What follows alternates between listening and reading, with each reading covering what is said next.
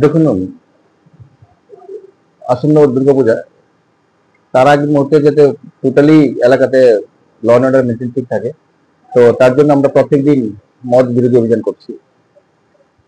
প্রতিদিনই প্রচুর পরিমাণে আমরা বিলেতি মদ সিজ করছি এবং অবৈধ বিক্রেতাদের আমরা অ্যারেস্ট করছি। তো আজকেও আমরা 3 জায়গাতে আমরা মদ বিরোধী অভিযান করেছি। তো এর মধ্যে 3 জন অ্যারেস্ট হয়েছে এবং অনেকগুলো ফরেন লিকার সিজ হয়েছে। তারা গোলবাজার থেকে অবৈধভাবে মদ নিয়ে যাচ্ছিল, কেউ আড়ালের দিকে নিয়ে যাচ্ছিল, কেউ চন্দ্রপুরের দিকে, প্রতাপগড়ের দিকে, বিভিন্ন দিকে মদ নিয়ে যাচ্ছিল। তো তাদেরকে আমরা সিজ করেছি এবং অ্যারেস্ট করেছি।